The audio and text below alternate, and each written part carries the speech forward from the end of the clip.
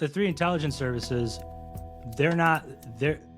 they go nowhere without the intelligence apparatus of the British, 100%. And you've got if you go back to World War I, you've got Kaiser Wilhelm, you've got Tsar Nicholas, you've got King George V. They're all first cousins, right? And a lot of people focus on the Bolsheviks, but they don't stop to ask themselves, what happens when the Tsar is taken out?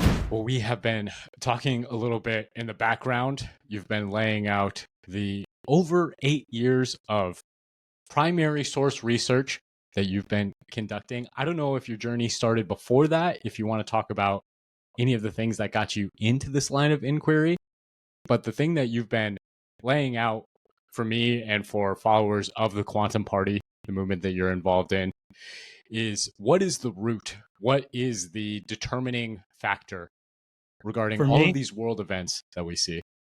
For me, where it all started was working in mortgages. So working in mortgage-backed securities at Quicken Loans, actually, back in 2013.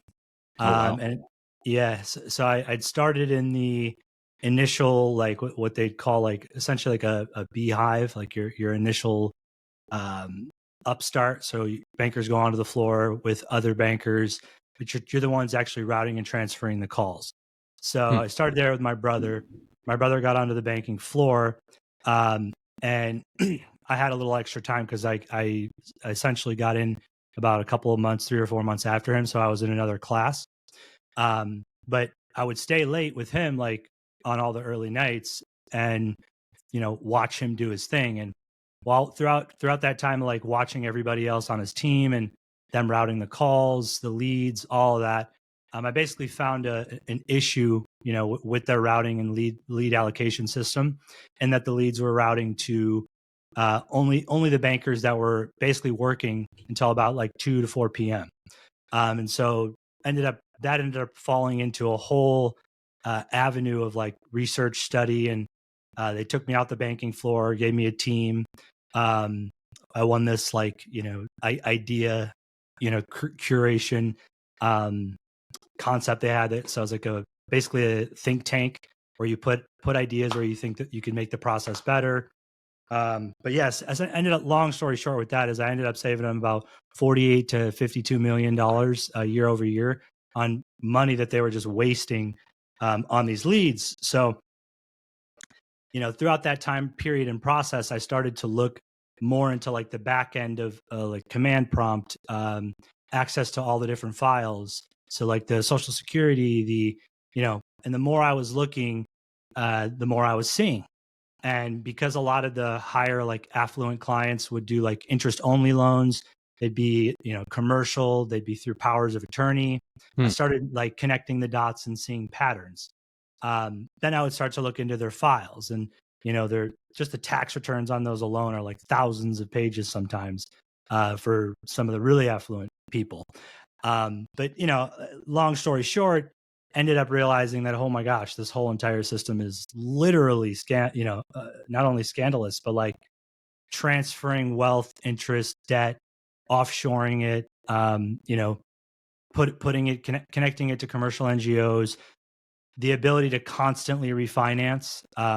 So basically debt is just an accumulation of assets through debt instruments that, you can get through all sorts of different banks. And by putting it offshore or storing the assets offshore or the agents offshore, there's no oversight. So the more I looked into the banking side of it and realized, holy, don't know if we can swear, but holy cow, if people own a $3 or $4 million home, you literally don't have to pay anything for your mortgage. You just keep refinancing 4 to 5 times a year. And through the escrow refund and through the discount points that you could apply by taking a higher rate, you can cover all the costs, and then they fill your escrow. So that's taxes and insurance on homes that are like $3-4 million and above. Taxes and insurance is sometimes like $40,000, $50,000, $60,000 a year.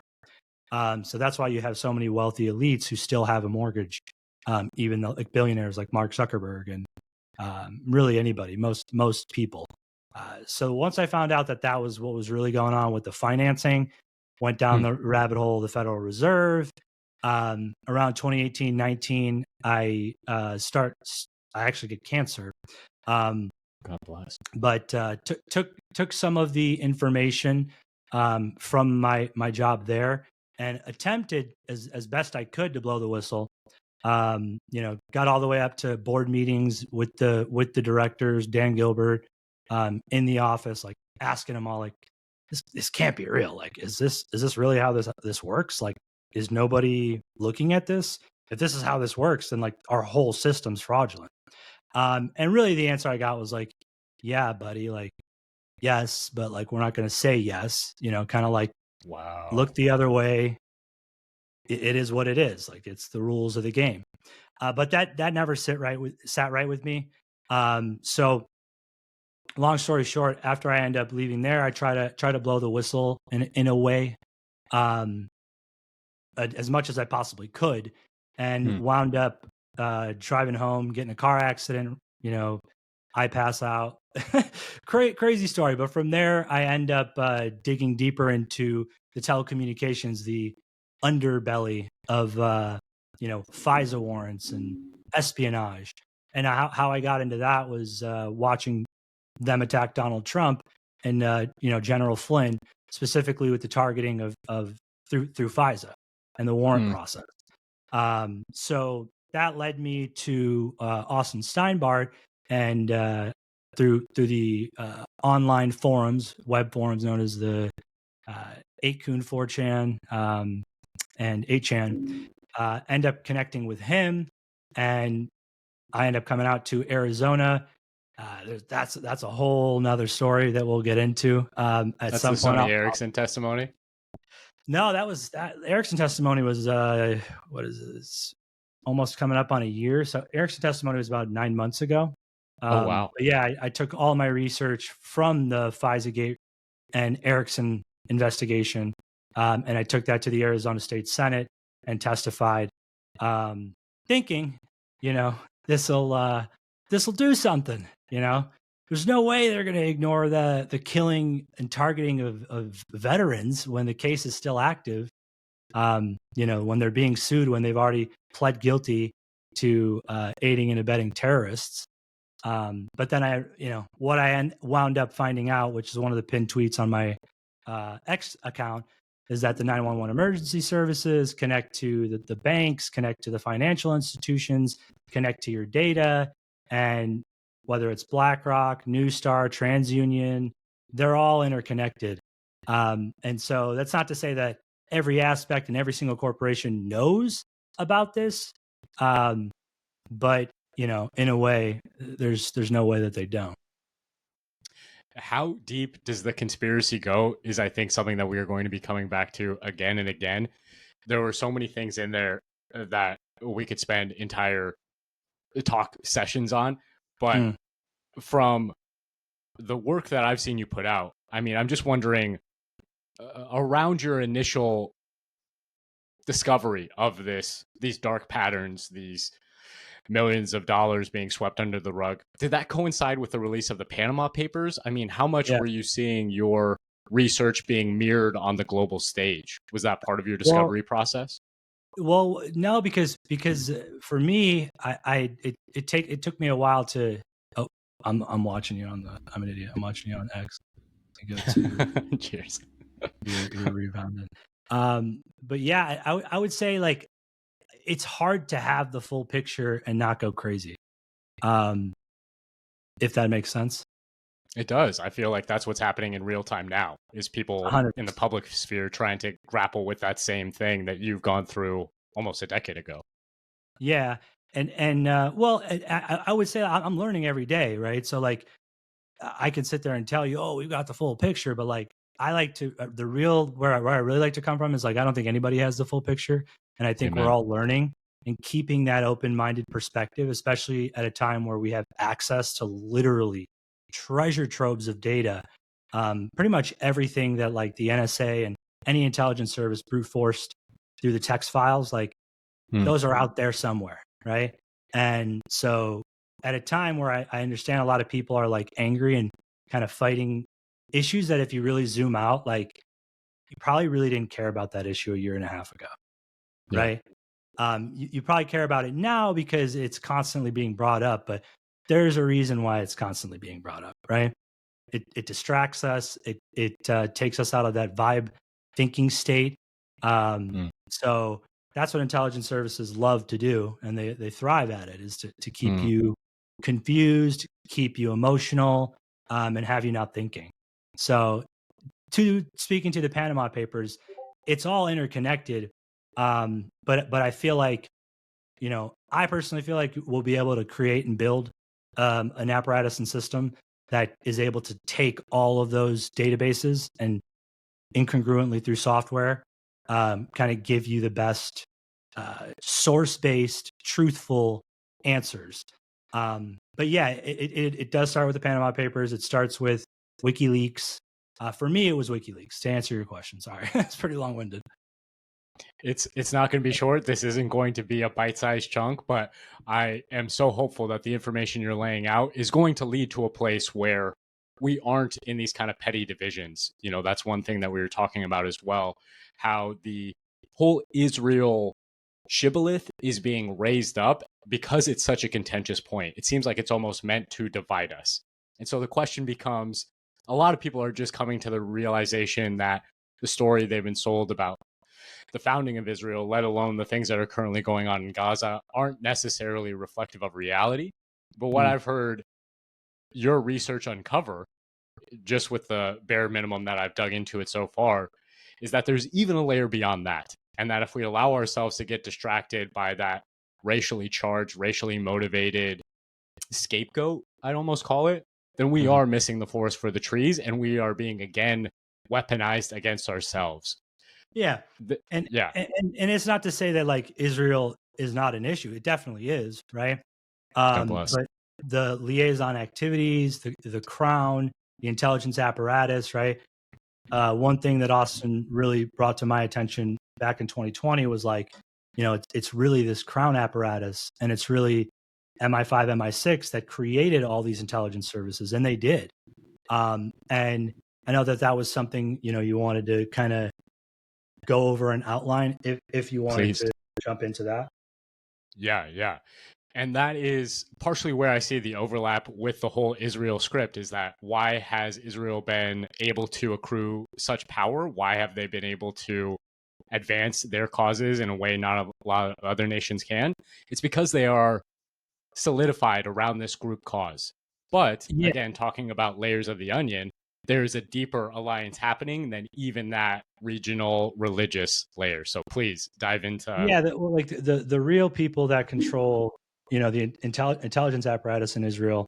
They know. I sent you that one document that shows the intelligence services, the Israeli intelligence community document. Yeah, that one. So if you want to read, let me see if I can read it. Yeah, it says there are open-minded issues here in the green box. There are still open-ended issues remaining to be discussed, including disputed ones as to the division of jurisdictions and interregional sectoral boundaries. In a document known as the Magna Carta, the heads of the three services continue their attempt to arrive at agreements regarding these. The Intelligence Subcommittee follows this discourse and examines the steps required to practically settle key areas of disputes. If needed, the subcommittee could actively become involved in the matter so as to ensure appropriate and reasonable standards for overall intelligence work in Israel. Yeah. So the three intelligence services, they go nowhere without the intelligence apparatus of the British, 100%. And you've got if you go back to World War I, you've got Kaiser Wilhelm, you've got Tsar Nicholas, you've got King George the Fifth. They're all first cousins, right? And a lot of people focus on the Bolsheviks, but they don't stop to ask themselves what happens when the Tsar is taken out. And the answer to that question is the Balfour missions. And those were missions that were basically British intelligence operating through Russian channels, through German channels, through I mean, intelligence as it started out, right, was using the Foreign Office through the Secretary of State to bring on foreign, you know, people that are not of your country, but you bring them on and have them run intelligence ops. So you know, the whole double cover thing. You know, that starts as we would talk about in that thread. Did you want to jump into that? Yeah. The which document are you referring to? There's so many documents here. I mean, again, there's a treasure trove of information. So, well, the two main threads on X, so there's the Black Ops 101, and then there's the Cabal. The Royals still rule us. Black Ops 101 kind of goes through, you know, CIA. It's the advent of intelligence. I just didn't want to jump around too much. I like to do that. No, God bless. I mean, all of these things, again, are interconnected in a way that almost is meant to obscure them. I think that's part of the game that's going on here, you know? So you mentioned how these three figures, Kaiser Wilhelm, George V, and Tsar Nicholas, were all traced back to Queen Victoria, and how in some ways the conflicts that we see play out on the world stage are really just interfamily fighting, interfamily positioning, jockeying within a royalty system that we don't have access to. And so how to break it up is, I'm sure, something that we're going to come back to again and again. But the Black Ops document that you referenced there, I'm not sure if I see that. I don't know if you dropped it more recently in the chat. Here, I'll send you. But that one's one we could probably go through together. But essentially, it says many people think that the CIA is a patriotic organization, protects Americans from danger, and informs the president about what's happening in the world so he can make good decisions. But that couldn't be further from the truth. The truth is that the CIA is a vicious paramilitary mafia that rigs elections, overthrows governments, kills people, and manipulates our presidents into doing their bidding. They are the world's foremost experts in lying. I'd probably say MI6 before them, but yes, true. Like father, like son kind of situation. Yeah, so they created us. So yeah. So it says they're the world's foremost experts in lying, cheating, and stealing from other countries. They sow chaos, degeneracy, corruption, and violence everywhere they go. Using terrorists and criminals as assassins, blackmails and bribes politicians worldwide, funded by slavery and drug dealing, uses the authority of the British Crown. So then it goes into how it got started. The CIA was created by British intelligence during World War II, when MI6 came over, taught the Americans the ruthless tactics they had been developing for centuries. So this is, I think, where you were wanting to touch on, the Queen Elizabeth. Like where I mean, if I can just lay out the popular perception of American history, it's that a bunch of liberty, God-fearing Americans came over to this country because they wanted to completely divorce themselves from the crown. And now we have, some 250 years later, we have a democratic system that is not beholden to any other nation. But I think, again, what people are waking up to is the fact that, no, we are still controlled. Our democracy is still puppeteered by some of these covert forces. And what you're saying is that not only goes up to the level of the CIA, but it predates that at this British intelligence layer. And even beyond the British intelligence MI6 that we're familiar with, there's this whole royal line of subterfuge, of intelligence services being created to carry out assassination missions. How far back do you trace this problematic game, this lineage of destruction, or whatever the correct framing of it is? So depending on what side of the coin you're looking at, through the royals, I mean, literally all the way to 900 AD and the House of Wettin. That's probably the next thread. But it's the noble house that Queen Elizabeth is descended from. It's an ancient Germanic tribe.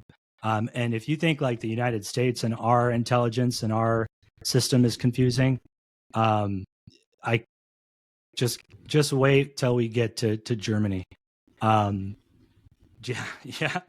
Germany is probably the most confusing, and for good reason, because that's where all these people come from. And it does seem like the confusion is part of the plot. They want it to be confusing. They want it to be obscured. They reuse names. They switch identities so that you can't get just a full handle on it. jumping forward maybe to our modern system and what we see going on here, there are so many different ways to kind of slice and dice where we're at and what the steps forward are. But I wonder if now is a time when you want to talk about the quantum party and what y'all are specifically raising as some of the possible solutions to the morass that we're in. Yeah, quantum party is essentially a complete package of like, okay, we know we've done the research, we see all these problems, but like, how are we going to fix it? So it's a game plan to bring both sides together, right? Because in a world where the intelligence racket and the royal death racket knows no allegiance to side, right? Realistically, that's how we have to operate. So we lay everything out on the Quantum Party website, from intelligence to healthcare. I think if you want, clicking on the Reformat platform, Reformat America. So this kind of gives you like a solid outline of, and this was done like 3 years ago by more our and more relevant every day. Our head Austin Steinmeier. Yeah, and it's just when you come to the reality of, okay, the shit sucks, it's not working, even with someone that you would purport to be the most powerful person on the planet, Elon Musk, and Donald Trump, the president of the United States, right? Well, these people that we're going up against operated on timescales. For example, Queen Elizabeth, she stayed in power for like almost 80 years. That's 14 presidents. That's 287 prime ministers, 7 popes. So it's like, that's staying power. And all the offshore markets, you know, people bring up Epstein and all these things, Cayman Islands. They're all British Virgin Islands or British offshore territory. So you don't think that they know what's going on when they control those markets. But yeah, this is just going into the fact that we're on the verge of collapse.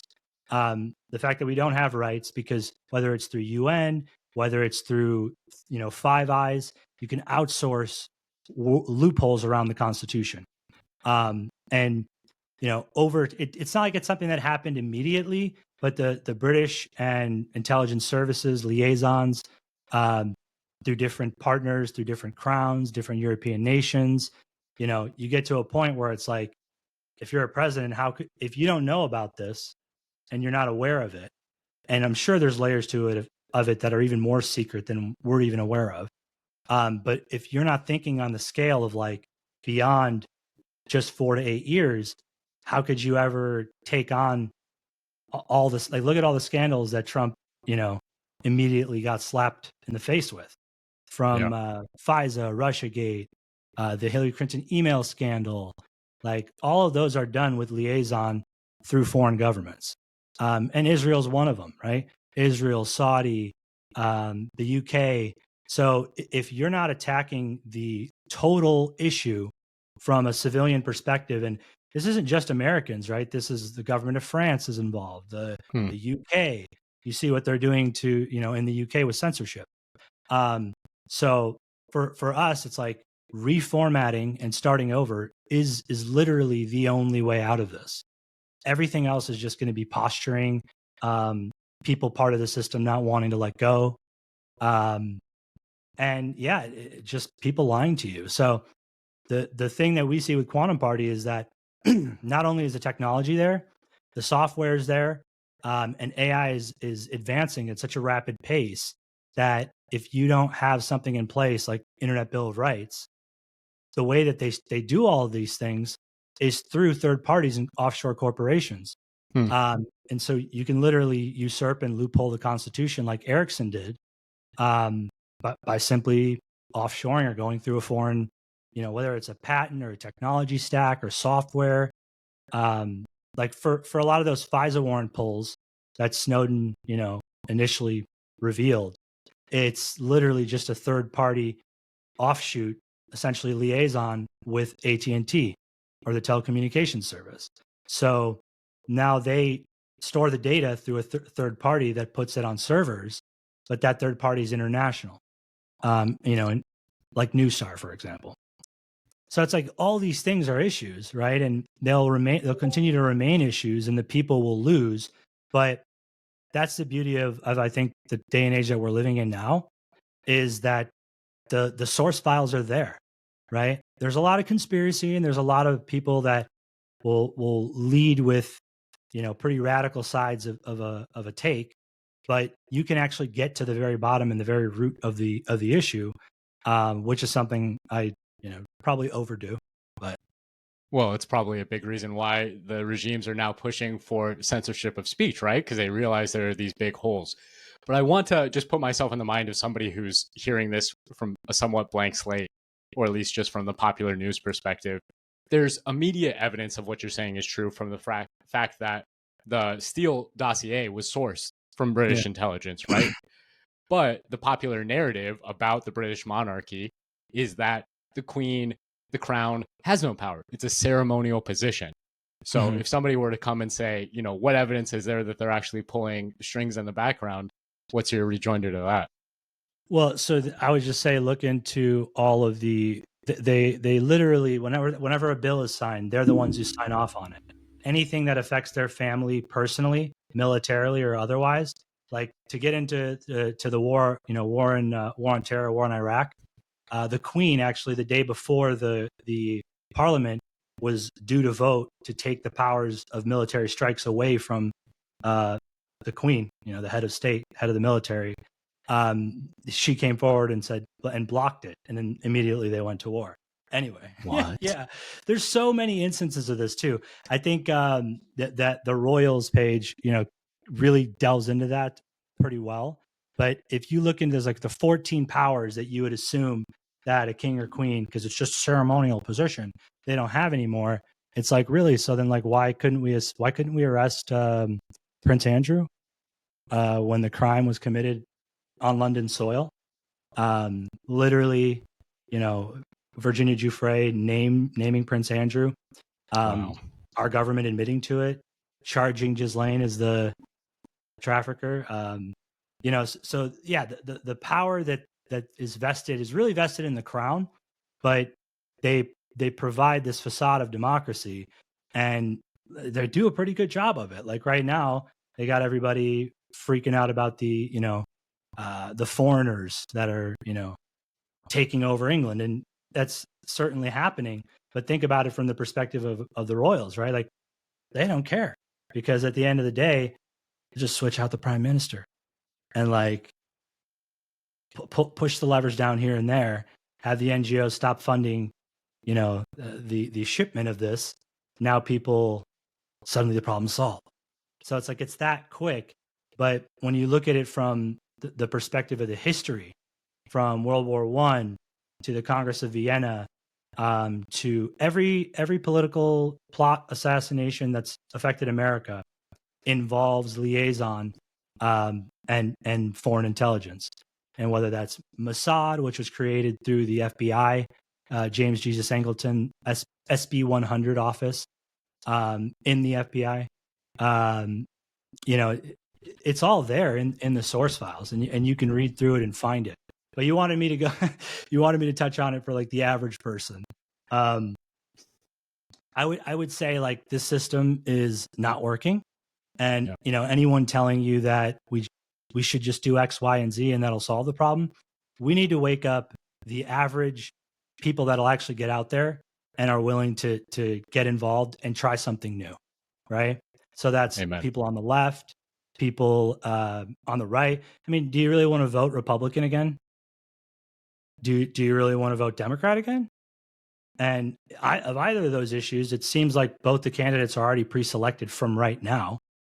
And all of the nicest thing anyone that could be a potential candidate that's out there is doing is saying things that Trump said either the day before or 3 years ago.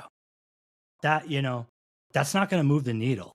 JD Vance, like I don't have any personal discrepancy with JD Vance, but he worked for the same law firm where Barack and his wife met at.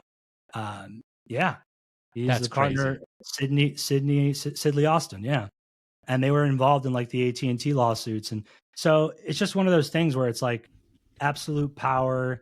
If you're not in a position of power, then you're not even considered for these positions. And what we want to try to create is a grassroots movement that empowers people through technology, information, and the ability to go out there and do things like testify before the Arizona State Senate. So, I've never received a community note on anything that I've posted on X. If you go to his Sidley Austin, yep. So Sidley Austin, the funny thing about them is they claim that they lost their office on September 11th. That turns out to not be accurate. And they're also involved in the AT&T lawsuit. There's so much. Anyways, we'll go into these things another time. I don't want to veer off. I tend to do that, but it is all interconnected. It is all important. Yeah. I mean, as someone who's followed politics at a somewhat high level, not diving into any of this stuff, part of the reason it seems like people voted for Trump was because he was supposed to be the wrecking ball. Was he a flawed individual? Yes. Was he gross in a lot of ways? Obviously, yes. He was repugnant even to a lot of the Republicans I knew who were nominally Christian, but they voted for him because he was supposed to come in and blow up the system. But what I'm hearing you say, and what I'm pulling up live evidence for, is that these things were planned. You know, even Trump's connection to Epstein is, at least from the fact that he's not been willing to release the files, shown to be more insidious than a lot of people might have hoped, might have wished. How far down does that rabbit hole go? If we do vote for the next Republican, whether it's going to be J.D. Vance or another person they put in place, it seems like it's pretty obviously just going to be a puppet that they've already allocated some kind of narrative for. And I wouldn't equate Trump to being a puppet. Only reason I say that is because, it's easy for me to talk sitting on the outside. Of course. I'd imagine, right, going up against these people and the sick and twisted way that they are and the way that they think. I will say, like, a lot of files that have I never would have thought would grace the daylight, and more of those files are becoming accessible.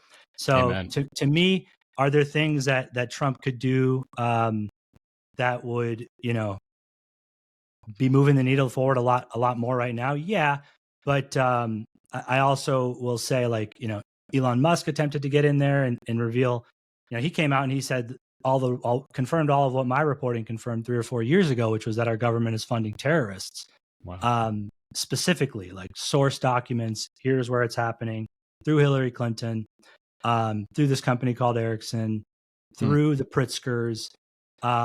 And so it's such a deeply entrenched system that I just think, getting to the root of the issue, identifying it, is something that we do very well with Quantum Party and Q-Intel Pro.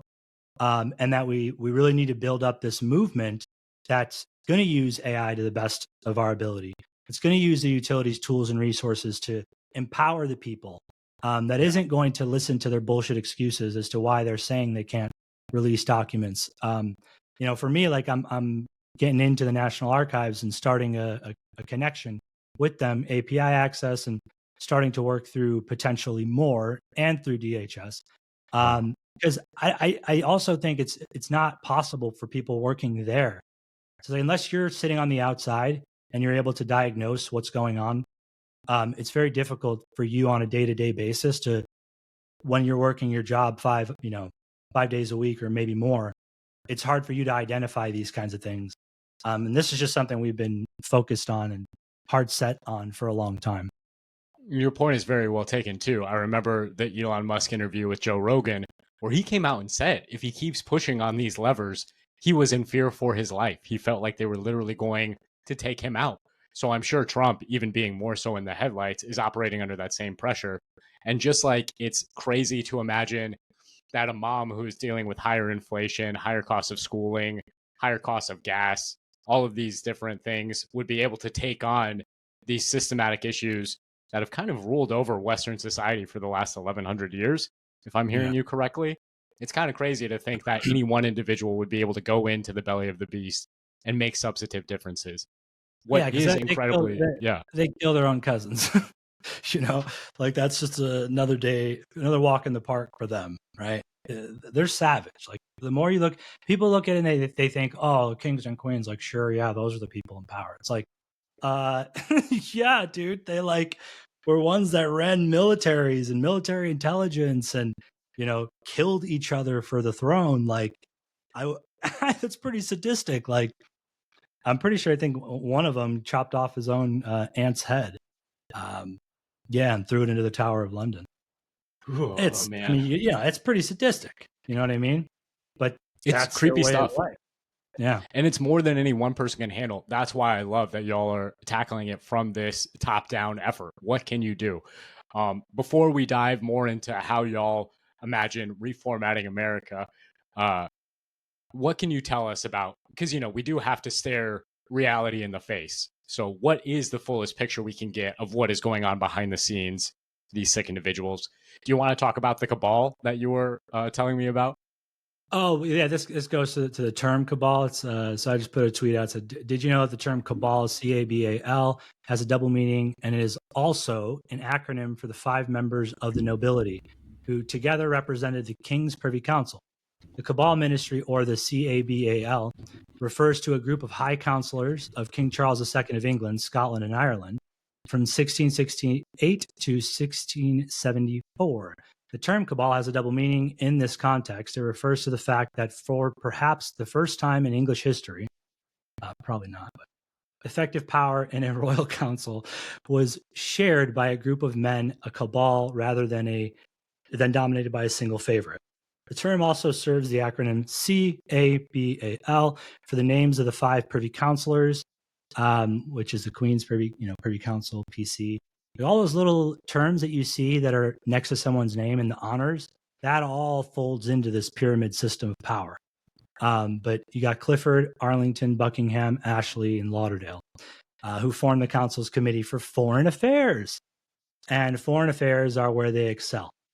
Because if I can hire somebody who's not of my land, then my local domestic rules don't apply because they're a foreigner, right? They're not of the land.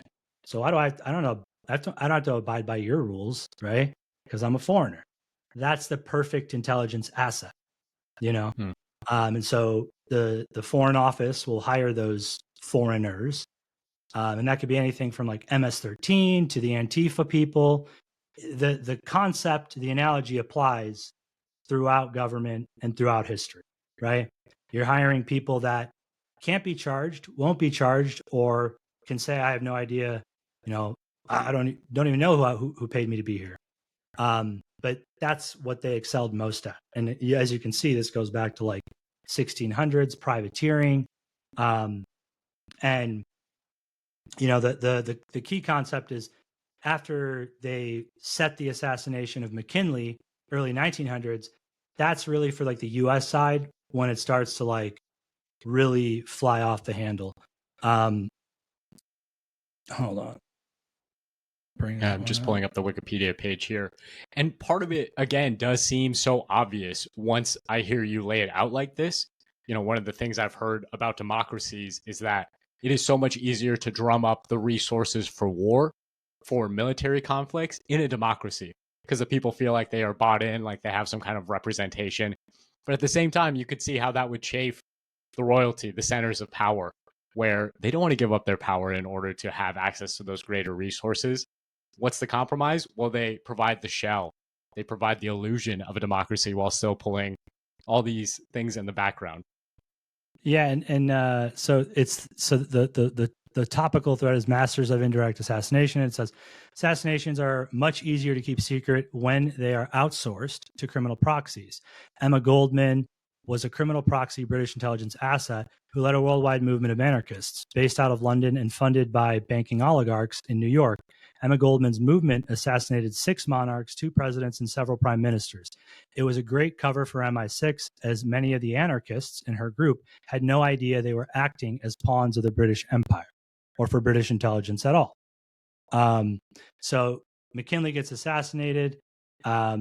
Essentially, the reason being is that he impeded Britain's imperial agenda for South America and essentially passed the Gold Standard Act, an obstacle to the British Empire's plan to recapture America's money supply, clearing the way for VP. His VP at the time was Roosevelt, who wanted to create a new British American empire to rule the world, to take over as president. And yeah, first Roosevelt, terrible, absolute British stooge.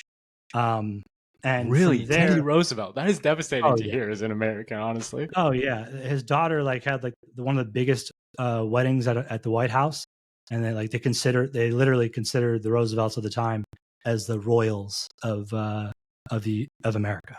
Wow. Yeah, he loved the royals. But specifically, right, the plans for South America, then those plans start to unfold and really get carried out under FDR,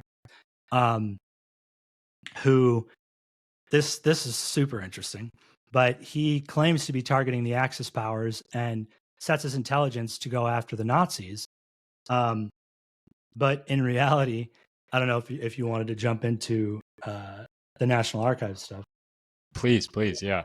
Is there a specific piece that you want me to pull up there? Probably the Duke of Saxe-Coburg Gotha.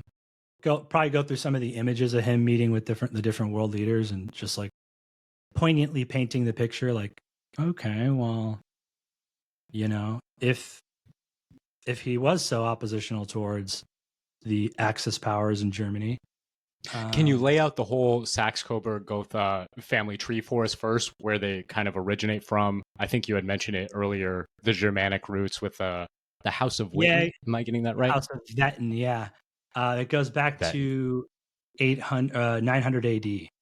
So it's House Witten, or the House of Saxe-Coburg and Gotha. They're a supremely powerful Germanic medieval bloodline dating back to 900 AD. All the monarchs of Europe are either directly descended or directly related to the bloodline. This powerful cabal of royals has throughout history ruled the thrones of many European countries, including Portugal, Bulgaria, Poland, Germany, Russia, Liechtenstein, Luxembourg. I mean, the list goes on and on. And they still rule the thrones of key European countries such as the United Kingdom and Belgium. Those are probably the two most important prongs, seeing that Belgium is new after they killed JFK, headquarters of the European Union.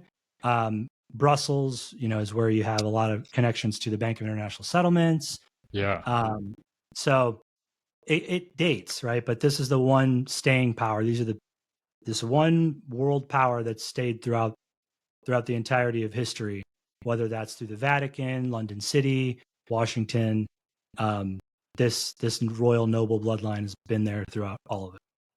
And so even countries that only, I mean, again, going to this idea of a ceremonial position, the King of England now is still the head of the Canadian government, the Australian government. You show New Zealand on here, I believe, Jamaica. Is that also their power also extends in this behind the curtain way, even into those countries? You think they have that much of a unification? Go down a little bit further. Yeah. So 56 nations, 2 billion. It's more than this. 2 billion, 25%. That's just this one house, right? That doesn't include the Belgian house. That doesn't include Denmark, the Netherlands. That doesn't include Luxembourg. That doesn't include all those other European nations, Sweden, Spain. They are all direct bloodline descendants of the House of Saxe-Coburg Gotha. So whether it's intermarriage, or same thing with the Rothschilds, right? They're royals. Through peerage, so you could purchase title. It all trails back to this. So if you keep going down a bit, because your question was, those are all the different, and this is just 6 of them, but they're all cousins, right? King of Belgium, King of Netherlands, King of Spain, Sweden, Norway, Denmark. 3 of those 4 are directly responsible for arming and providing what was needed and necessary for Dimona in Israel. Yeah, 4 of the chains of custody were directly France, which is also royal. A lot of people forget that one. The company involved with providing those nuclear reactors at Dimona is literally French and is a originally royal chartered company. So if you go down a tiny bit more, when you're thinking about it from so people think about just one nation, right? Like America. But if I can run the civil police in Australia and I'm the head of state of the Five Eyes nations, it's like, well, America's cucked, right? Because the crown can literally make decisions on, intergenerational. So sometimes Queen Elizabeth can reign for 60, 70, 80 years. King Charles, maybe not so long. but it's not the actual monarch themselves, right? It's the institution of monarchy. It's that glue of law, legal, offshore, international charters, treaties, connections, right? All of those things bind the nations and their people to these constant wars and rackets of wars. So just from the Five Eyes perspective, it's like, yeah, the head of state is head of the military in 4 of those nations. That's King Charles III. So whether it's him or him acting through his privy council, who are attorneys, or him acting through international organizations, right? He's through the State Department, through the Foreign Office. He's able to do something like manufacture intelligence of Russian collusion, but not have the trace directly lead back to him, even though a lot of it did happen in London. Well, and I mean, this is it. It kind of reminds me of other rabbit holes because it's a question of, okay, once you start seeing the royals anywhere, it's like there's royals everywhere. Like why was Hillary Clinton never prosecuted for spreading the Seal dossier? Well, if it didn't originate actually with her, if it was something that was pushed down, that starts to make a lot more sense. But even farther back than that, at one point, the British monarchy had control over India through the Dutch East India Company. They had hooks into China through the opium trade. Do you think those connections still persist to that day? Is the network still that expansive, or have they been beaten back somewhat in their territory? No, all those nations are battling this hidden hand, so to speak. You could just look at flags of the British Empire on Wikipedia, and you don't have to do this right now unless you want to. Yeah, I'll go there. That's something that'll show you flags and ensigns that are based and or in some way liaised with the British Empire flag and the Admiralty flag, which gets inherited through the Belgian nobility, but it's all the same. So how much of this royal connection is explanatory of the current war in Ukraine? Do you think that there are, I remember Putin's famous interview with Tucker Carlson where he starts going back into like 11th century history, trying to explain the origin of these things. Do you think that's something that he's cognizant of, and him and Xi Jinping are actually fighting against this wider conspiracy? If so, why don't they direct attention to it more directly? I think they do indirectly. Like Putin often references like the vampire ball, because the British hands down benefited the most. A lot of people will say that the Bolsheviks were run by Jews. Like, okay, well, look into every single powerful Jew that impacted the Bolsheviks, and you'll find a title, honor, or honorific that leads back to the British Empire or European nobility, because that's how this works, right? You're going to outsource it. So if Jews are people without a land without a people, then they're perfect because usury doesn't restrict them from lending and accruing interest. So from a religious perspective, if you're the king, then Christianity frowns upon that. And Islam, I'm pretty sure it's the same thing, frowns upon that. Jews, not a problem. So the perfect go-between for management positions, controlling CEO positions, even the creation of Israel, right, as this state without laws and restrictions. Literally everything we've watched them do over the last 2.5 years, clearly they don't care about international law. They don't care about any law because they never even signed their own constitution. And they're still operating largely through their intelligence services, through the British Foreign Office. The 1945 Imperial Declaration is still in currently in power as it stands today. Their Supreme Court actually cites it early and often. Yeah. That's that document I showed you with the 3 intelligence services referencing the Magna Carta. It's because they took over. Chaim Weizmann was British, and he was a major part of the Admiralty, the munitions specifically, and he is like one of the first off-book assets. But he actually was born in Motal, which was Russian Belarus. So that was under the control of the Tsar. So by taking out the Tsar, you take over Iran's oil supply, the treaty that they had agreed to, giving up Constantinople. So you just look at like the whole history of it, and you realize, okay, the British stood to gain the most. The British Empire stood to gain the most from Tsar Nicholas abdicating. And actually, the day after he abdicated, and these are supposed to be people that during World War I were allies, Russia and the UK. Well, the day after he abdicates, the whole Parliament of the UK is celebrating his abdication. And not only celebrating it, the British government goes on to recognize that temporary government that sits in place and eventually gets overthrown by the Bolsheviks 6 years later. Which there was also some backhanded dealings with, correct? I mean, Lenin was sent to Russia, right, in order to propagate that. The British were so good at doing what they did that USSR, Israeli Mossad, CIA, Canadian intelligence, Saudi KSA, they literally placed all of the Arabs throughout Arabia. All of them are placed by the British monarch and acknowledged through treaty agreements, literally every single one.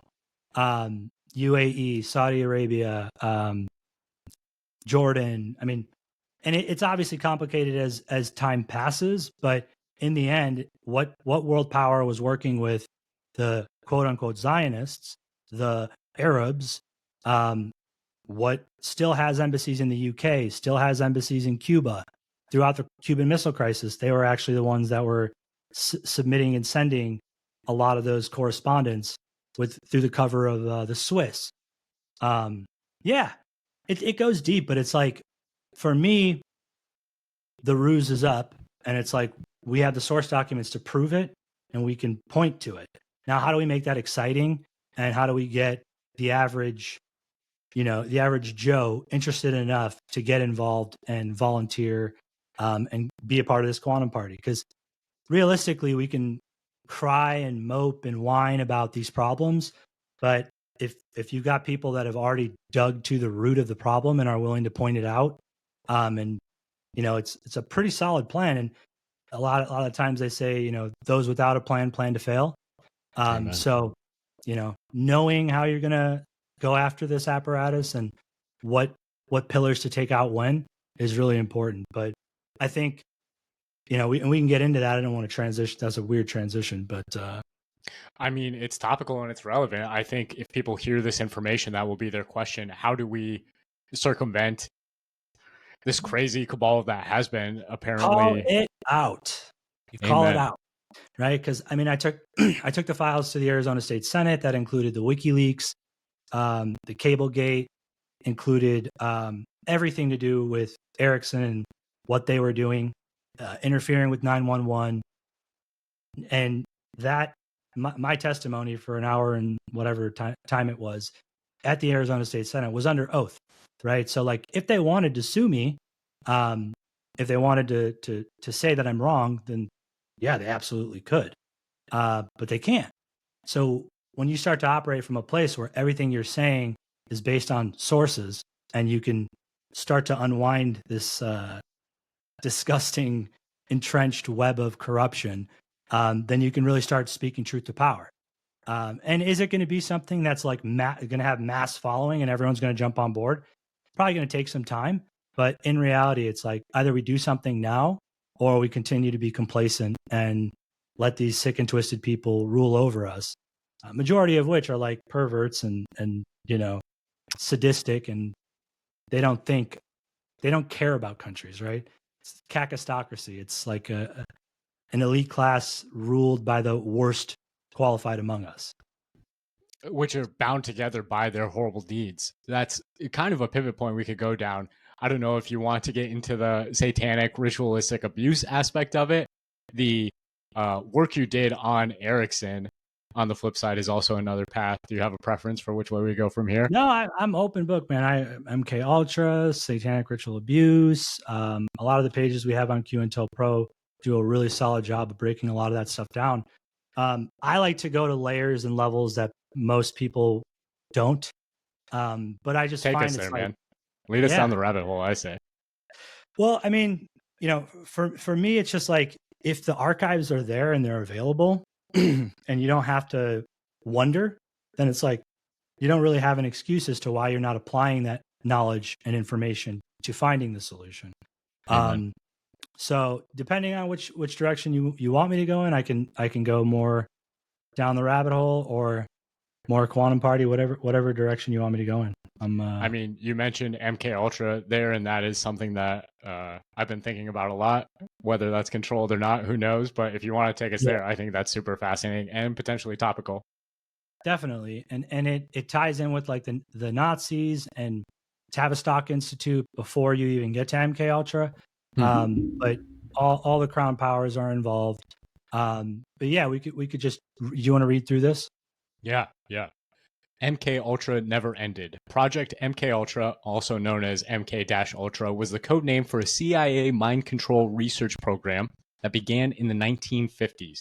Many people claim that this illegal program ended in the 1970s, but it continues to this very day, although it's not called MKUltra anymore. Modern versions of MKUltra, conducted by the CIA, FBI, and Pentagon, are now referred to by names such as information ops, psychological operations, psyops, and behavior modification. It sounds so wholesome when they say it like that. And this is your documentation of some of that from, was this information released through the church files or? Yeah, the church committee, which as I'm learning and researching more, was another, show trial, show cover up, because when they do those kinds of things, it's like, all right, well, now we can make these records. Okay, yeah, we're declassifying them, but by virtue of intelligence having ownership over the documents themselves. So a lot of the files themselves, you won't see the header and footer on the declassified front-facing version. There's also metadata that's embedded within it. What type of telegram was it sent through? Telecopy? Was it faxed? What attorneys were involved in between, liaison. So anyways, I don't want to go too deep, but yeah, the church committee released these files, essentially admitting to something that, was starting to be revealed, was that they were experimenting on universities and on the public, in ways using methods that I think if you go down a tiny bit more, you're able to see, right? Light pulses, sound frequencies, drugs, hypnosis, radio frequencies, magnetic fields, microwaves, subliminal media. And so, like, do we really think that they stopped subliminally putting those radio frequencies and messages? And I mean, you can see it, right? If you just take your phone, step away from X or from like what's happening on social media and get away from it for a week, get out in nature. Then you're kind of like, oh, like, wait a minute. None of this shit that I'm thinking matters really matters. So to think that they're not still gaming the system and using these things would be absolutely insane. But a lot of the stuff we put on the site are source files through church committee, but DARPA enhanced programs continuing to do this. But you had the Senate report, CIA inspection, control offensive behavior. So, all that came out, right? And who was punished? I'll wait for the answer. Is that really the canary in the coal mine? Like, I'm thinking how much, where do we draw the line at, okay, this is the target. It seems like a part of it is also the system getting you to overstep and start seeing phantoms everywhere, suddenly everywhere's the Jews or everywhere's the royals. But is that what we should be aiming for tangibly, is prosecution of these illegal acts? And once we reach that point, we'll know we've hit the target. I always say, like, I'll leave that part to the military, because it's like, it's not in my interest. My interest is like, let's advance the general populace. Let's stop playing these racket games, and let's build and create and innovate. And so if we can set ourselves down a path where a political party is neither Democrat nor Republican, is in the middle, is able to speak on all these subjects, get to know all sides, because at the end of the day, right, like, people will sit there and say, oh, the Jews are the worst people in the world. And then when I go to run a space, like, I literally go right to the most hated one, right? And I'm having a civil conversation with them, because I understand from my perspective that it's like, because I grew up in visiting southern Lebanon, which is right on the border of Israel. And we would play, we'd always go to these like video game cafes where we'd play like Counter-Strike, and everybody from the community would be there. So you'd have Jews, you'd have Muslims, both Sunni and Shia. You'd have that says a lot, actually. Methodist, Orthodox, Catholic, Maronite. So it's very diverse. And every time we get into these discussions, we'd be like, none of this is really that different, right? It's like all speaking on decent principles. Like your family is very nice.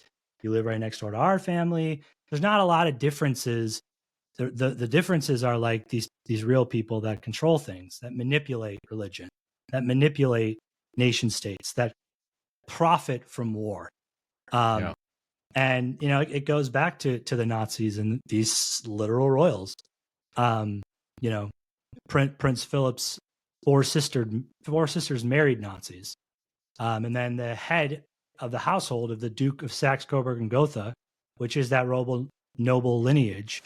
Right here. So Belgium, which ends up taking over the royal crest and the house name, because in 1917 you had the World War I going on, and they wanted to seem less German, which is hilarious. It's like, oh, you want to seem less German, but like you Seriously? Are German. You literally are German. So by virtue of that, like they could have cousins in a cadet branch that are militarily, quote unquote, occupied by Hitler, while forming a military civil government with him, because they're exiled in London. So that's what you had with Belgium. And then Belgium, what happens with Belgium? It goes on to become the headquarters of the European Union, all those international banks, the European interest rate standard, ECW. So they came in and implemented the Federal Reserve in 1913 based on the Bank of England, but pulling that off in Europe was, took a couple of world wars and involving, it's a dark, it gets pretty dark, but for me, it's like, hey, if I'm lying, then prove me wrong. And, is anyone else going to this length and this depth to tell you about these things? No, I just find it interesting. And I just feel like if we don't get history right, then how can the future, be prosperous, beneficial, and advantageous to the average person if the version of history has been inaccurate and a story at best, I would say. Yeah, there's something really weird there. I mean, I go back constantly to the principle on faith of we're not fighting against flesh and blood. We're fighting against principality and powers. We're fighting against the system of control, not even the people who are necessarily in charge of it. But all that said, like the receipts for what you're saying are right here. And I will be sure to link to some of the primary sources that you've dropped me. But you can see the collusion in plain photographic evidence. We're on the cusp of AI being able to manipulate images in such a way where maybe the reason it's coming out right now, again, how far down the rabbit hole do you go, is because we're having this editing capability. So they're going to have plausible deniability in some way. But I do believe at the end of it, the truth will come out. The truth will eventually set us free in some form. But you were mentioning the whole getting us into World War I and II as a way to exert this system of control. Do you want to go into the specifics of the Duke of Edward here and his role in that? So these are his files, and so if you go into that highlight, I'll pull up our messages because I don't want to info dump like I often do. I mean, but the info is necessary, Huh? The info is fascinating, honestly. So the archives, right? They label this guy. If go back to the other one. The pictures there. Yeah. So this is he's a direct descendant. He actually took over the German throne through the German House of Saxe-Coburg Gotha. He is the current Duke. Well, he's dead now, but Karl Eduard, Duke of Saxe-Coburg and Gotha, literal direct descendant of Queen Victoria, and was set to be heir apparent of that house until King George changes the name. I kind of look at it a little different, but during this visit that he makes to the United States in 1940, the archives label him as the president of the German Red Cross in Washington for a visit. Washington, D.C., March 14th. His Royal Highness, the Duke of Eduard of Saxe-Coburg and Gotha, president of the German Red Cross. Well, if you go through those images from the ones you were just showing, this guy is from the rip. He's a Nazi diplomat. He literally conducted official through the German embassy.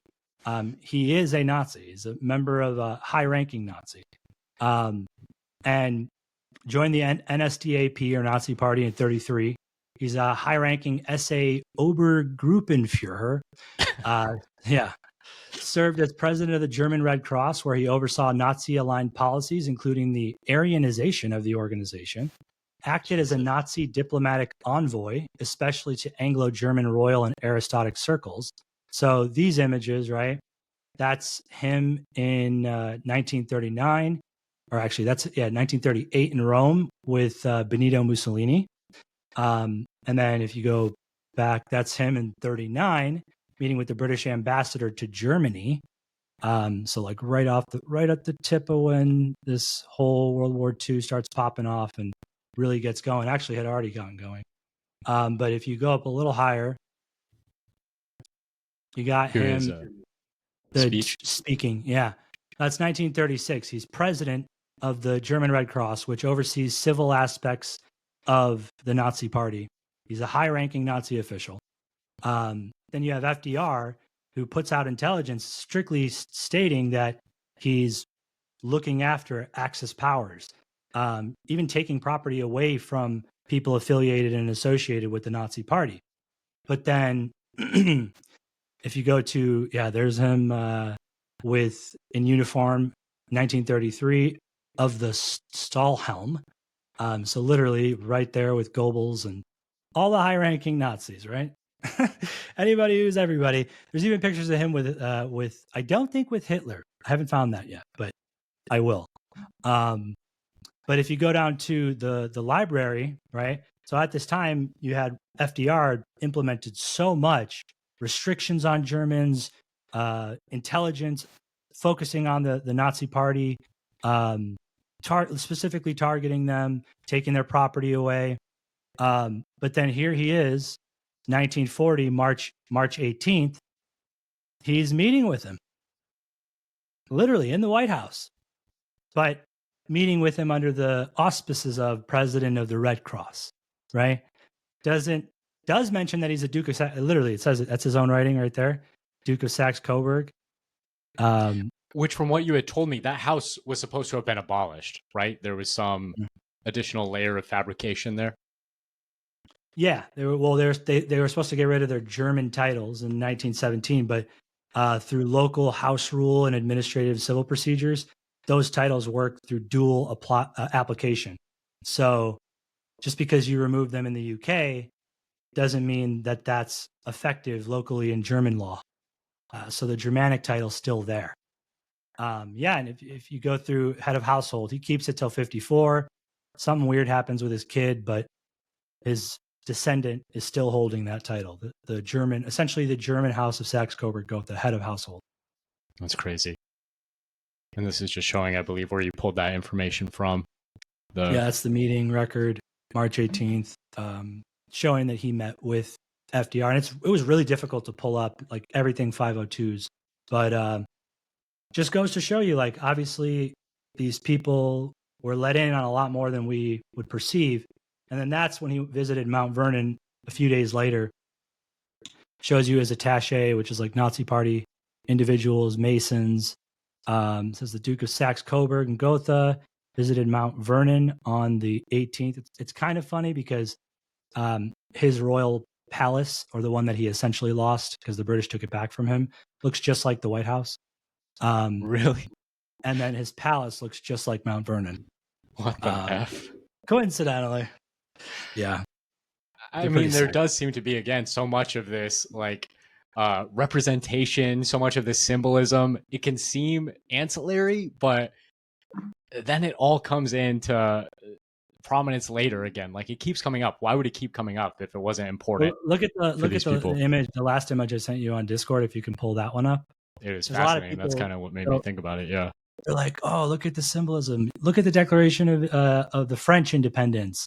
It's got that same like pyramid with the abstract like rays shining out. and You'll that's see the that divine name in Hebrew, right? Yod Hey Vav Hey for Yahweh. Yeah, yeah. And then in the Vatican, you see the same thing at the top of essentially what looks like a throne, but that's from 1736, and that's literally the House of Wetten's sigil with a crown sitting on top of it, right? So it's like, okay, I know they talk about the Bavarian Illuminati, but like these people rule Bavaria, literally, in Saxony. They were kings of Bavaria and Saxony, and Wetten was their, noble house.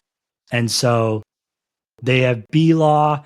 Everything derives about, the bees, right? Because the queen bee is the one that's the biggest, the most powerful, and then everyone else is a worker bee doing stuff for her and at her behest. So even if you put on the colors of the UK, or you have your cousin go sit on the throne of the Netherlands, or another cousin, the king of Sweden, right? You all know that on the inside, there's this deeper game that means more. It's blood. So they're playing on a whole nother level than us, right? But everybody's out there saying like, oh, 1776, the Illuminati was formed by so and so. It's like, well, that's an interesting story, but like, who was really in power at that time, and who is still in power till today? Yeah, maybe just 8 or 9 centuries too late in terms of where they're tracing it back from. But it's so interesting, right? Because it's like, this history is true, it's sourceable, and I find that like where my research would just be American front facing, now anytime I research a subject in time of history, I search in all the languages that were present at that time and have it search in all those archives. So in like a matter of minutes, I was able to figure out the total lineage, ancestral trail, and history of uranium and its control mechanisms, the laws, the noble rights, the companies. And yeah, it ties back to the same noble family. Are there any rabbit holes that you've identified, but places you haven't been able to direct your own worship or research, rather? You were saying how you're gaining access to more and more information every day and broadening your search a little bit, but are there places where people could plug in and try and fill in the gaps that you've seen but haven't been able to dig into? Oh yeah, there's tons of stuff I don't know.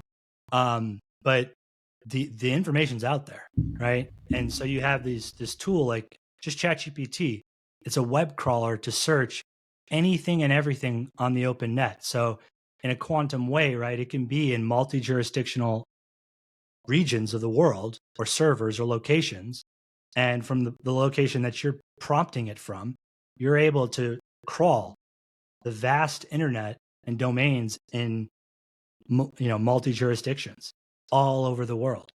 So it's like we've never lived in a time where you could do that because a lot of that stuff was restricted or put in lodges or books that you couldn't access, or the people wouldn't be educated enough to be able to access it.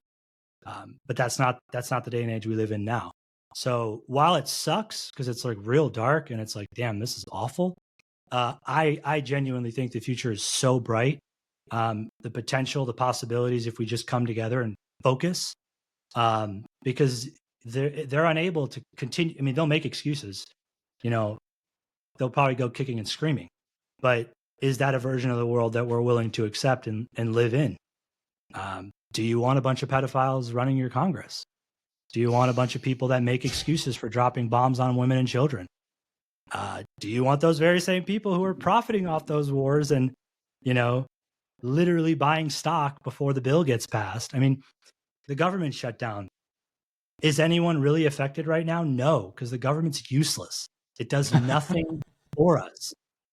I'm being serious. Amen. Aside from the essential services that need, and that's even BS, dude. It's all BS. And so if you can restructure that and You can build code, build systems from the ground up, and you don't have to depend on these, intelligence networks and apparatuses of people that were put in power because either silver spoon or did some weird shit on the side. Those aren't the people I want running our world in the future. And like my future generations, I don't want them subject to those psychopaths and how they conduct business. They got to where they got, so, more power to them, but we can create those same softwares, those same systems, and use those same tools for good the same way that they're using them for whatever. Amen. And from what you're saying, it's not like these people are in a secure position themselves necessarily either, right? Like we are potentially closer to nuclear war than we've ever been. Well, I mean, I think enough is in place to where like that isn't going to quite happen. But say more about that if you would. I'd be very interested in your take there. Well, like it's not conducive for even these people in power, right? They need us. They need us, but they need us to be compliant. They need us to be dependent. They need us to be sheep, right? Yeah. Pick left or right. Democrats are the bad guys. No, it's the Republicans. No, you all suck and you're all lying, right? Amen. And when it comes time to brass tacks and we want to cut that Doge spending that's connected to terrorism financing, you all crawl up like a ball. When it comes time to me sending you the Ericsson report, every congressman in 3 terms, and none of you will talk about it, I'm sorry, but I don't care what the national security excuse is. That excuse only protects people in power that do not want their livelihood and the way that they live life to be disrupted. But to them, I say too fucking bad. Genuinely. Amen. I mean, that is maybe the next place to go. We've seen people come out like Mike Benz and make a show of exposing what's going on through USAID, through the CIA and the FBI to some degree. But even as a parent through Kash Patel, who is supposed to be the grand revealer, the savior of the common people, they just get bought out or they get eaten by the system. But there are still people who are making the argument, we sometimes need dirty deeds done dirt cheap, as I've heard Mike Benz put it. What's your response to that? What dirty deeds? Things like assassinations of hostile government leaders, things like enhanced interrogation of people at places like Guantanamo, and how's that help Americans? Amen. I would say those people are in some form or facet either caught up by their own self-interest or just not willing to admit the full picture. And it's like, if we're over here and we're pointing you over the target and at least giving you an idea of where the target is, and you're getting paid to say the things you're saying, I have nothing against any influencers or anyone that's out there saying things, but it's like, what is preventing you from covering exactly what we're saying? Yeah. An agenda, usually an agenda or usually some level of compromise. Not saying Mike Benz is compromised. I'm not saying I've wondered. I mean, I don't know how you can make these arguments that we need these systems of control when they so obviously come to rebound against the United States. Well, he often brings up the CIA and the USAID, but like, how come he doesn't ever bring up Mossad, Israeli intelligence? He sometimes brings up MI6, but it's like if there's ever a reason why you won't just say, hey, the Saudis cucked us severely, right? Then they funded our presidential offices through the Saudi crown. What they did in Las Vegas was awful, right? The fact that they can do that on domestic soil should be an insult and a slap in the face to every American. So, pitting the blame on like one entity, I think, at least if it's one entity that doesn't have a vast amount of land resources and wealth, not very beneficial. But the Saudis and the British Royals, the British Royals like 6.6 billion acres of land, and then the Saudis are like 600 something million. So that's number 1 and 2. I think third is like one of the former Commonwealth territories, and then fourth might be the Catholic Church. You're talking about total land resources. Total, yeah, private ownership of land. Not within the United States. No, world. It's like, so there's 16 total billion acres of habitable land. Wow. Of that, 6.6 billion is just owned by the British Crown and essentially House of Saxe-Coburg, Gotha, House of Windsor, whatever. And then for the Saudis, it's like 600 something million acres. Jesus. And they placed them there. I had never heard of this connection with the Las Vegas shooting before I saw it on y'all's website here, and I highly recommend people go there and check it out. It's a wealth of information that is so horrifying and edifying all at once, because it shows that we can really get our hands around this. Would you mind going into the background there, what your research here has uncovered? And I will say, like, there are plenty of good researchers that have covered this top notch, right? Amen. The only thing is, like, okay, covering it is one thing. Like, Mindy Robinson did an excellent job, knocked it out of the park. There's another gentleman by the name of John, who we've come across. You know, there are plenty of people that do excellent research, right? And that's the way this is. But when this kind of just goes into the Game of Thrones aspect of it, if you want to read through a tiny bit of it, and I'll expand on it as we go. The Las Vegas shooting of 2017, terror cover-up. The Las Vegas shooting was one of the worst terror attacks in American history. Many people know that the official story is false and that the FBI is covering up the fact that there were multiple shooters in multiple locations across the Strip. But few know that the entire ordeal was a deliberate plot orchestrated by the highest levels of the CIA and Saudi government in a ruthless power struggle with Donald Trump and the crown prince he helped cut in line to the throne. The Saudi Game of Thrones. And here you go into the key characters. No way I'm going to get these names right, but Merkin Abdulaziz, head of the General Intelligence Directorate, Saudi version of the CIA, from 2005 to 2012. Merkin was supposed to be next in line to be king after Salman Sr. But when Salman Sr. took the throne in 2015, he abruptly replaced him with Nayef, making Merkin very angry. Mohammed bin Nayef, head of the Saudi Domestic Intelligence Services and Foreign Black Ops, all these intelligence connections is just crazy, i.e. Syria. Nayef was the guy the CIA wanted to be the next king of Saudi Arabia. He became crown prince in 2015, but was fired and replaced by MBS in mid-2017, which made both Nayef and the CIA very angry. And CIA there is specifically referencing Brennan. Is that correct? He was like his pick, from what I understand. Yeah, well, intelligence services groomed would be like the best way to put it. Just so, but yeah, Brennan was heavily involved. Loved Islam. Super crook. I mean, and still to this day held unaccountable for any of this stuff. He's one that I think, like the U.S. side of like Russiagate, like Clapper, Comey, Brennan, I think they definitely will face some form of punishment. Yeah. But like these grand juries are grueling, man. Talking like 9-10 months, and then this evidence can't be entered, and blah blah blah blah blah, and foreign government information and restrictions. But yeah. I mean, yeah, it'll be interesting to see where the Comey stuff goes here. Syed bin Khalid al-Jabri, Nayef's closest advisor and intelligence chief, who was a very key deep state liaison between Saudi and Western. Liaison. That term. He works in between state-funded or state-run corporation, right?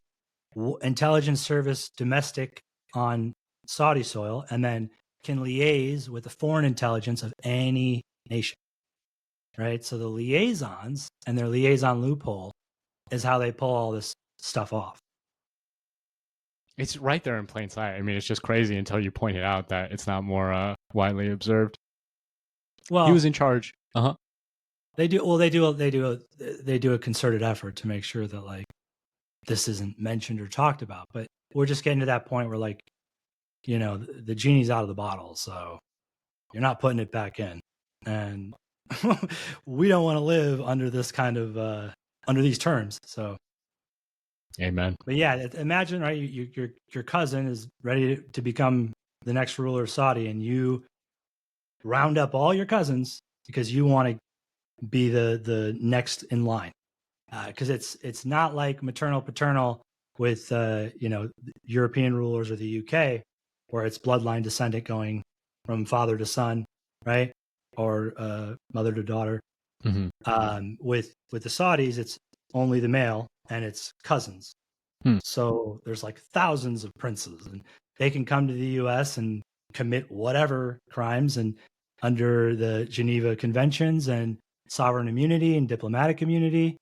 You know, I mean, you can literally research all the times that Saudi princes have gone to foreign nations and committed crimes and never got prosecuted. Murder. I mean, Jesus. It's like every time you mention something, it sets off new fireworks in my head. When you were just saying there's the Geneva Convention, I'm wondering now if that's a place where they utilize princes all came together. Yes, I mean, it's a princely meeting in the 1800s. It's like, hello, it's not pro us, right? Because I'm not a prince, I'm not a king.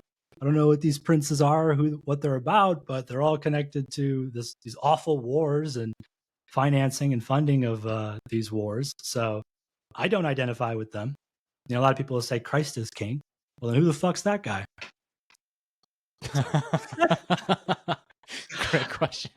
Great question. I'd be interested in his response to that. But what you were describing there with the situations of MBS coming to power there, from what I understand, he like strung up by the ankles in some Hilton hotel all his rivals, and that's how he ended up coming to prominence. But this wasn't the choice of the entrenched intelligence services. Yeah, and like to us, like people can sit there and say, well, he's an ally of Trump's, and like these people are playing their own game, right? There's layers of the family that were heavily invested in Hillary, very heavily invested in Hillary, very heavily connected to the UK. But like every country has multifaceted deep state, and through intelligence liaison connections through crowns and foreign heads of government, you're able to achieve a lot. Which is why you got Netanyahu acting like a ruthless king and dictator all at the same time, probably because he's got a lot of blackmail and leverage to be able to make those moves and pulls. Yeah, we need to go into that at some point. No, I mean we could jump to that, but I was going to say, this story, it's like people want to know what happened with Charlie Kirk. It's like, well, shit, man, what happened with Las Vegas? What happened with 9/11? What happened with JFK? Right? All of those files still are being restricted, and they're being restricted by foreign governments, connected to the Manhattan Project, nuclear clearance, restricted data. And that's why I love getting deep into the files themselves, because a lot of people will look at those declassified records and you don't know what the markings mean. You don't know that there's metadata lying underneath. You don't know what company created the cable. So, in time, I'd like to create something that makes it easier for people to understand from that lens and visually sees the connections. And I think that's something on the side that I'll be working on. But I just think it's super important to understand that all of these incidents and instances do involve multifaceted aspects of nations. After 9/11, a lot of people will say, oh, it's the Jews that just wanted war. Well, it's like all the NATO countries were involved, and they all came together and signed Article 5 right after. Wow. Then they benefited from Gitmo, taking all those random people, many of which and most of whom were not even terrorists or involved. I think it was like 100 and John Durham and a couple of people under him. One of them's involved in the Mueller probe and the Mueller investigation. He's kind of playing both sides, but there's a documentary on Prime that's called The Report that talks about the torture, enhanced torture techniques and methods. But yeah, it's like it's not just one nation that benefits and profits from war. It's like it's an industry and a wealth of nations. And now you've got all the NATO nations that can say, after invoking Article V, you attack one of us, you attack all of us. So it's kind of like being in this club where, you're at the behest and the will and power of foreign intelligence services and the people that are at the top, and that's not you. And it's again a way that they can concoct these entangling alliances that end up pulling us in directions that nobody wants to go. You talk about MKUltra being continued past its discontinuance in the 1970s. Do you think the stuff at Gitmo was affiliated with those All of programs? it, all wars. Yeah. I mean, Jesus Christ. it's in the best interest of intelligence. And like when a war is going on, like in Israel, you don't think that they were studying, researching in real time, like the witnessing of people's reactions during the Arab Spring? You had Google and Google and the Facebook? local ISPs, Oh, wow. shutting off access while we're sending in CIA and MI6 and Mossad to like blow the nation up because the leader didn't agree and wouldn't stick to whatever. Gaddafi was trying to get away from all this stuff. But the way they painted the picture at the time was like, oh, he's this evil dictator. He's so awful. And then you come to learn it's like, okay, maybe he wasn't the greatest guy in the world, but he just wasn't down with your racket. He specifically calls out the British and their metric system of their monetary system in like 2010.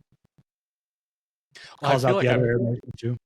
I feel like I've read something that he was trying to create a Pan-African competitor to that Western-led system. I don't know if that's true, but I know for sure that there were not open-air slave markets in Libya while he was the ruler of the country, which I'm sure there are still to this day. WikiLeaks cables paint a vastly different picture.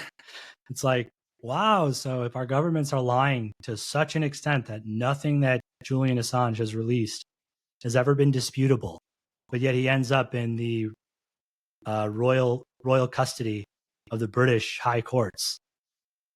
Why'd he end up there? Right? And the British intervened and forced Sweden to continue prosecuting him.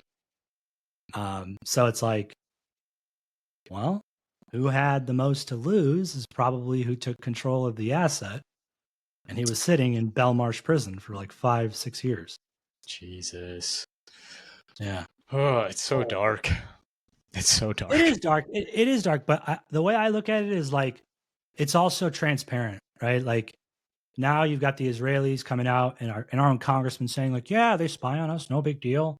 Yeah, we're funding wars. They're literally signing nuclear warheads. Or not nuclear, but they're signing warheads, right, to go bomb women. Like, what? That's insane, dude. That is not a version of the future that I want to be involved in. And I just think we can do so much better. And yeah, we can't accept it, right? So if there's a process, a plan, and a structure for achieving that, and really there's no excuse for not getting involved, because you keep doing the same thing over and over again. That's literally the definition of insanity. You can read through this. Let me know what you think. The Quantum Concept, Playbook for a Political Revolution. Quantum Party isn't a new party. It's a blueprint for transcending the party concept altogether. Amen. I mean, wasn't George Washington opposed to the parties at the beginning? That makes sense to me. Yeah. F the crown. It isn't a new slice of the same pie. It's the end of the pie chart, a model for how to escape the trap entirely using a massive decentralized movement to hack the machine from the outside. A playbook for political revolution, designed for those who reject left versus right theater and want to execute a coordinated strategy to remake the republic and unlock the future. Unlock the end of scarcity. Unlock abundance for people. That's what I hear being chanted in this, and I think that's a beautiful concept. Let's read through it, though. I mean, I think I think that a lot of people make the assumption that like, oh, it's a pipe dream, you know. But like, no, I don't think so. I think every day that passes, you'll start to see that not only is this very detailed, not only is it laid out from healthcare to intelligence to Internet Bill of Rights to military to Justice Department, like those are all systems that need to be revamped. And nobody can deny that. They just conducted a worldwide experiment with COVID. And there's still members of the cabinet. Some members of the cabinet, right, are like, no vaccines. But then the president the next day is like, deal with literally Pfizer. So it's like, you know, this is where taking it that extra layer and level deeper, the Quantum Party doesn't need to make excuses for why current politics isn't doing what it's doing. Here's a plan to reform it from the outside, and that is not dependent on Republican, Democrat. Because before you had TPUSA, right, the RNC was picking the politicians, and there was actually a legal case that was conducted that said that the DNC admitted to, yeah, we'll just keep picking our leaders in the back boardroom while we smoke cigars. The super delegates. I mean, what the? Yeah. So it's like, okay, so that's on that side. And then the other side, you got Ronna McRomney, who turned the RNC into a complete disaster. Wow. And then look at the people they're sending out to represent the current Republican leadership. If it's not somebody that's riding on Trump's coattails or on his success or the things that he came out and said, then to me, it doesn't matter, right? Are you going to talk about liaison activities? Are you going to talk about diplomatic sovereign immunity? Are you going to talk about the fact that the Five Eyes could not have been, the whole entire FISA Gate scandal couldn't have happened without the knowledge of direct involvement of the Crown and all of those European nations? So instead of like the indirect, and I get it, this is why we stay in our lane, but there's moves that he's making that are good, but the way we see it is like, we want the next cabinet 2028. We want that to be decided on policies and initiatives and in a lot of ways, data and truth, right? And so there's nothing restricting us from making that potential possibility part of the future. So then there's literally no reason why we shouldn't do it. Amen. And yeah, that's the call to action. It's like, you can stay in the echo chamber and continue to, be upset about the current predicament or situation or circumstances, or you can go to the source root of the problem and wipe and restore. Because there's literally nothing and there's no reason why we can't have a government that does do things that benefit us, that does empower us, that the youth becomes engaged and wants to get involved, go to school. Right now, it's like, oh, everyone's got to go homeschool because a bunch of perverts are at school and we got cross-dressers. Like, what the fuck? It's also upside down. And so to think that the solution is just going to be another milquetoast, boring candidacy when they're all in bed together, you gotta have something else, and you gotta work towards something else. So that's what we're doing with the Discord. We got under my Twitter. We got about 800 or so community that I'm going to start utilizing more and more. But being creative, taking the policies, getting them out there, and reformatting America. I mean, it has to happen. There's no other way out of our conundrum other than through complete systematic reform, acknowledging the interference from world powers, the restrictions on our own government investigations. I mean, we'll do another episode where we'll cover JFK, but like a lot of the files still being restricted tie back to foreign governments, and they happen to be European and directly tied to the Manhattan Project and the Crown. So it's like, if I can't declassify my own files for an investigation of the assassination of a US president, that's a huge slap in the face to the American people. Just that on its own, right? You can't even reveal to us. It's more important for you to hide your secrets and keep your fraudulent economies that are run on fake, right? Fed Reserve minted and printed dollars, controlled. Or notes, I should say. Yeah. Funny money. It's more important to do that and to keep your racket going than it is for us to live a prosperous, empowered and enabled future where technology works, to be a resource and a utility to us instead of a restriction or a preventative measure, right? So that's where we're at. And I think whether you're on the left or the right, you can lie yourself into believing that you're in favor of either of these parties, but you're not. And if Donald Trump wasn't in office, you'd jump right on this because you'd know, like, there's some things he's doing that I like, but I'm not so sure about this Israel Netanyahu thing. I'm not so sure about this Pfizer thing. And it can't be that way. It can't be like, puts out a tweet, everyone's happy, the next day agrees to do business with the people that just tried to poison and kill you. Why?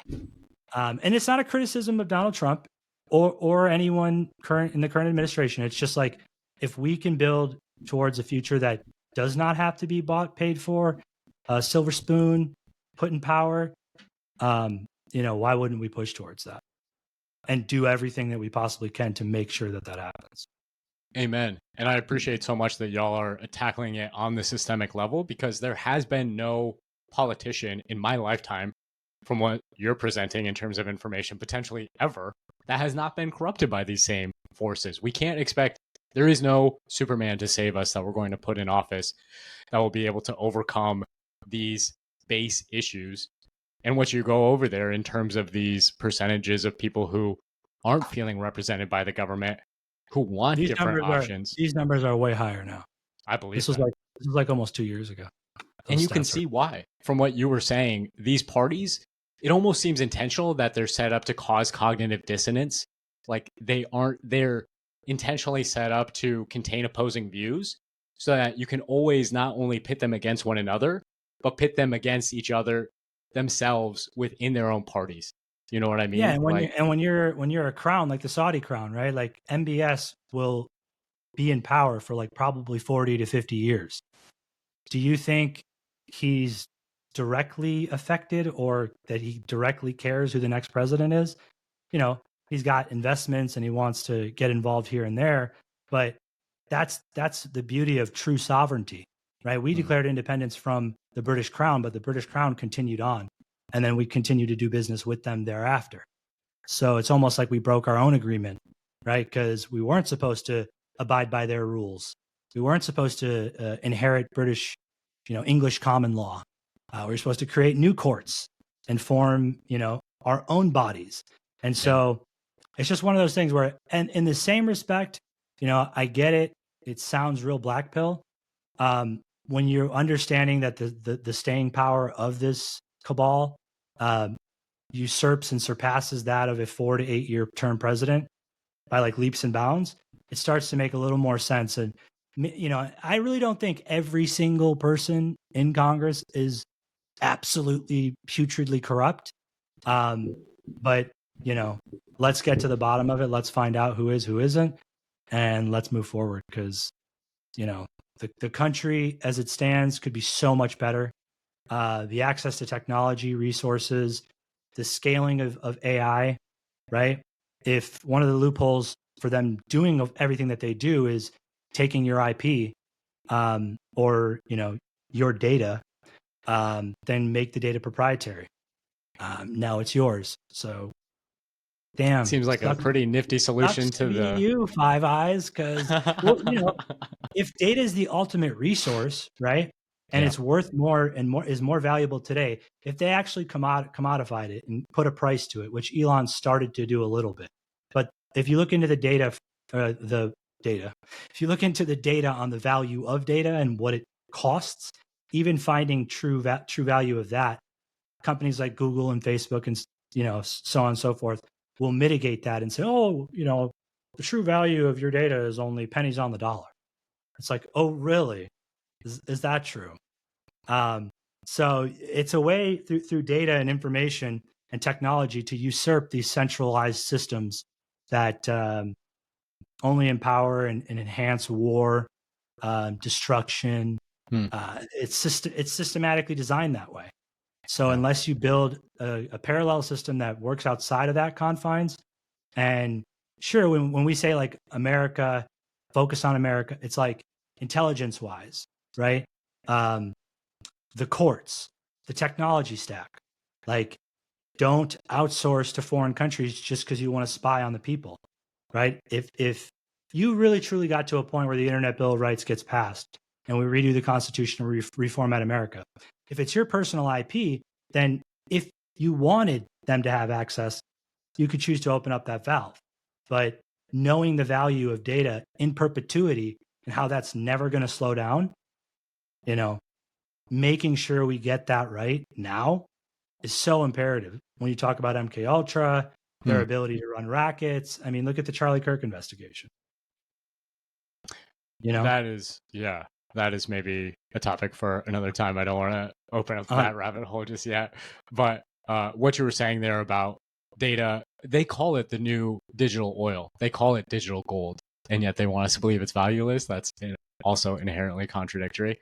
But so at the same time, so valueless that they must collect all of that data from your phone through third parties in real time, but they can't find out who is calling from 911. You really, they definitely they know. Yeah. But they run it under emergency rule and, well, privacy. We want to respect your privacy. Do you? No, you don't. So it's just one of those things. I think, like, it's forward thinking, it's optimistic, and it's realistic. It's a bridge of all those things. And so you call out all the people and the dirty and grimy things that they've done. You research and source the source files as much as possible, so that the things you're saying can't. Like, I have no community notes. I've never been community noted, and I've said some pretty wild and out there shit. So, I guess for what that's worth. It's worth a lot. And I think with the information you go through here on the Las Vegas shooting incident, I mean, I would encourage everybody to dig into it themselves, because it is probably more than we're able to cover here in full detail. But there's so much, there's so much. There's rabbit hole, domestic, foreign. So there's the Cabal, the Crown, Saudi. We go over the oil and the racket, creation of OPEC and petrodollar. Like, these are all things that, because our populace was really just numbering. Right? There was a lot more people in the United States, and it's the place to be, right? It's where investments are made. It's the market economy. Of course, London City is another story, but who cares what they got in London City? If data is the future and we can create parallel systems that can get us outside of that old racket, right? Then we should be doing everything in our power to do that. Amen. And I think the Las Vegas shooting and Charles Kirk, even with all the investigations that are still going on from the citizen side, show that they aren't going to be able to keep going through these subterfuges for much longer anyway. So why should they keep fighting for their ability to do so? It doesn't really make sense. And on the flip side of that, people are so valuable. Every loss of a person is a loss of a near infinite resource in that way. Exactly. And I mean, like, Russiagate took place like 12 to 13 years ago. Las Vegas shooting, we're talking 2017, 18, right? So, like, are we really going to get to the bottom of anything that just happened last week, right? Is it important? Absolutely. But, like, until you peel away this ugly onion of this intelligence racket and government, and reform it and restructure it to a way that's acceptable for you and your family to prosper and be happy, have a vote that matters, have politicians that aren't bought and paid for. Those are all those things are all possible. Anyone telling you otherwise is lying. Amen. MK, we have gone through so much here. You've blown my mind repeatedly during the stream and in sharing all your research besides. Maybe as a teaser, I mean, I would love to have another one of these conversations. You mentioned it briefly, the assassination of JFK. And as a teaser, I can just show up this fascinating document that you showed me, the connection between Teddy Roosevelt and Lee Harvey Oswald. I mean, there's a lot there to go into. They're closer. He's closer cousins. He's closer in relation than FDR and Teddy Roosevelt. That's insane, and not something I had ever heard before. So I hope to have you back on to talk about that in detail. But God bless everything y'all are doing with the Quantum Party. It's been so edifying hearing about all of it. And it is a tangible way forward that I hope people, if they are feeling hopeless, latch onto. There's so much here to dig into, and there's ways for you to contribute. So please. And getting into the Discord, like, I know you're in the Discord. Discord is more of like a centralized volunteer portal where you can go through the page. If you go to the Quantum Party website, you can click through what your interest would be in terms of volunteering. But we're really starting to ramp that up and get it going. It's something that is very, very important and near and dear to our hearts. But you go to the volunteer portal and think, is this Quantum Party? Yeah, get involved in volunteer. You got to fix that. I'll make sure to get that fixed too.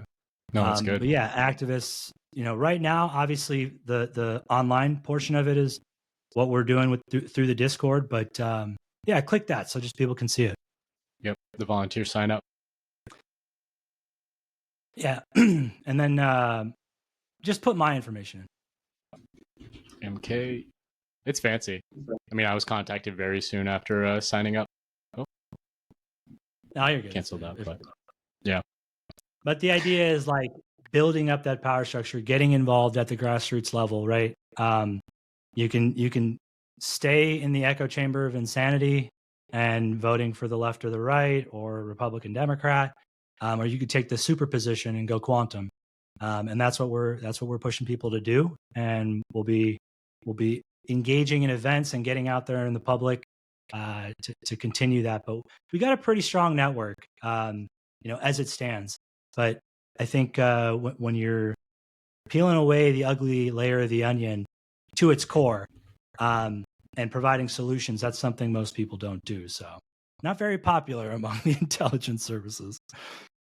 Not popular, but from what I've seen, y'all pushing for, it's tractable. It's real solutions. And yeah, shout out to you, Austin Steinbart.